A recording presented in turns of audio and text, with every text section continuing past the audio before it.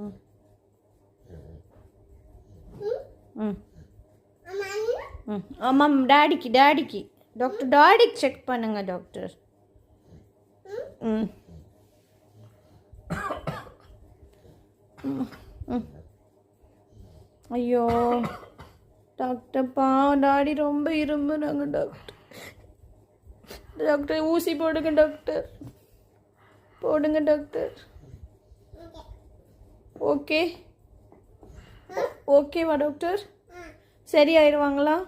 Tablet கொடுங்க doctor. எங்கே doctor எடுக்க போகிறீங்க?